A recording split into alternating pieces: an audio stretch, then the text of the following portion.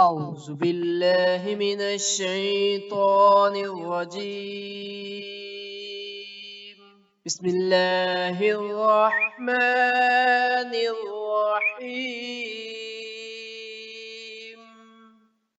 السلام علیکم ناظرین، ایک اور بہت ہی دلچسپ اور سبق آموز کہانی کے ساتھ حاضر ہیں۔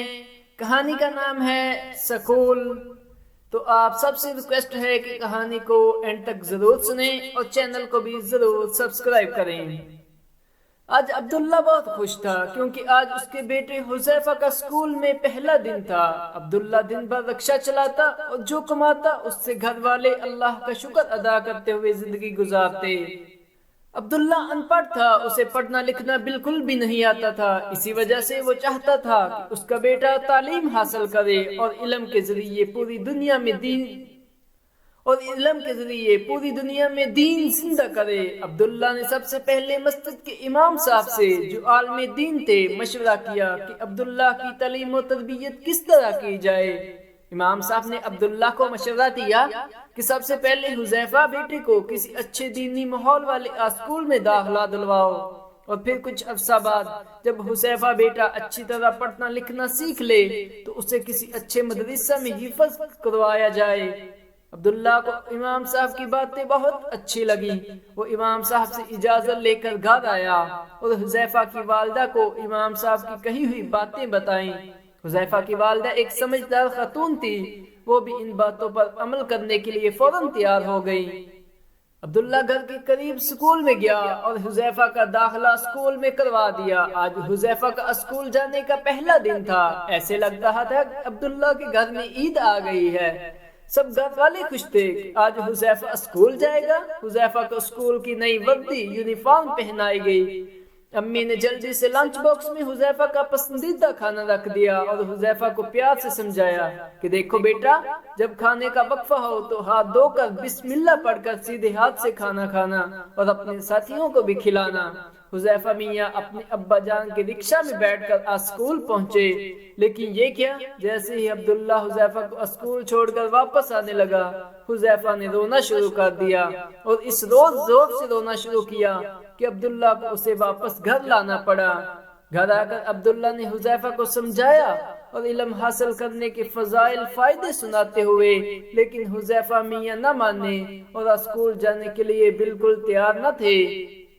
اب تو عبداللہ بہت پریشان ہوا اور حذیفہ کی والدہ سے مشورہ کیا۔ انہوں نے عبداللہ کو سمجھایا کہ بچہ ہے، کچھ دنوں میں سب ٹھیک ہو جائے گا، آپ اسے اس کی حال پر چھوڑ دیں اور اللہ سے دعا کریں۔ عبداللہ نے ایسا ہی کیا۔ وہ روزانہ ہر فرض نماز کے بعد حذیفہ کے لیے دعا کرتا۔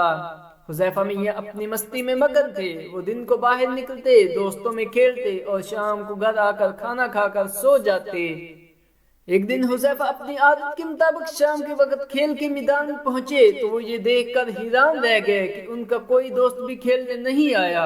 وہ بہت پریشان ہوئے اور کچھ دیر دوستوں کا انتظار کرنے کے بعد گھر واپس آ گئے۔ دوسرے دن بھی یہی ہوا، یہاں تک کہ پورا ہفتہ گزر گیا۔ اب حذیفہ بھی گھر سے نکلنا چھوڑ دیا۔ ایک ہفتہ کے بعد حذیفہ کے دروازے پر کسی نے دستک دی۔ حذیفہ نے دروازہ کھولا تو اس کے سارے دوست کھڑے تھے۔ وہ حذیفہ کو کھیلنے کے لیے بلانے آئے تھے۔ حذیفہ نے ان سے پورا ہفتہ غائب رہنے کی وجہ پوچھی تو انہوں نے بتایا کہ ہمارے اسکول میں امتحانات ہو رہے تھے، اس لیے ہم پڑھائی کر رہے تھے۔ اب الحمدللہ ہمارے امتحانات ختم ہو گئے ہیں تو ہم تمہیں کھیلنے کے لیے بلانے آئے ہیں۔ حذیفہ ان کی باتیں سن کر حیران رہ گیا۔ اس نے امتحان کا لفظ پہلی مرتبہ سنا تھا، اسے نہیں پتا تھا کہ امتحان کیا ہوتا ہے۔ دوستوں کے سامنے تو اس نے کچھ نہیں کہا، خاموشی سے ان کے ساتھ کھیلنے چلا گیا۔ لیکن جب شام کو کھیل کر گھر واپس آیا تو رات کے کھانے پر اس نے عبداللہ سے پوچھا کہ ابو جان، یہ امتحانات کیا ہوتے ہیں؟ عبداللہ نے کہا کہ بیٹا، جو بچے اسکول میں پڑھتے ہیں ان کی پڑھائی کا سال گزرنے پر ان سے اس پڑھائی کے متعلق سوالات کیے جاتے ہیں اور دیکھا جاتا ہے کہ کس بچے نے اپنا سبق اچھی طرح یاد کیا ہے۔ سب سے اچھی طرح سبق یاد کرنے والے بچوں کو اچھے اچھے تحفے دیے جاتے ہیں اور گھر والے بھی خوش ہو کر ان کو انعامات دیتے ہیں۔ तोहफों और इनामात का सुनकर हुज़ैफा के मुंह में पानी आ गया। उसने अपने अब्बू से कहा, अब्बू अब्बू क्या मुझे भी इनामात मिल सकते हैं? अब्दुल्ला ने कहा, क्यों नहीं, अगर तुम स्कूल जाओगे और दिल लगाकर पढ़ोगे तो तुम्हें भी इनामात मिलेंगे और तुम्हारे अम्मी अब्बू भी खुश होंगे। और जब किसी बच्चे से उसके अम्मी अब्बू खुश होते हैं तो उससे अल्लाह भी खुश होते हैं और हर काम में उसकी मदद करते हैं। अब हुज़ैफा को बहुत अफसोस हुआ कि उसने अपने अम्मी अब्बू का दिल दुखाया और उनकी बात नहीं मानी। उसने अपने अम्मी अब्बू से माफी मांगी और उनसे वादा किया कि अब वो हमेशा इनकी बात मानेगा और कभी भी इनकी नाफरमानी नहीं करेगा। दोस्तों, अम्मी अब्बू हमेशा हमारी अच्छाई ही सोचते हैं। उनकी चाहत होती है कि इनका बेटा बेटी दुनिया आखिरत में कामयाब हो जाए, इसलिए कभी भी इनकी नाफरमानी नहीं करनी चाहिए। और अगर किसी बात पर अम्मी अब्बू नाराज हो जाए तो फौरन माफी मांगनी चाहिए, क्योंकि जिससे इसके अम्मी अब्बू नाराज होते हैं उससे अल्लाह भी नाराज हो जाते हैं।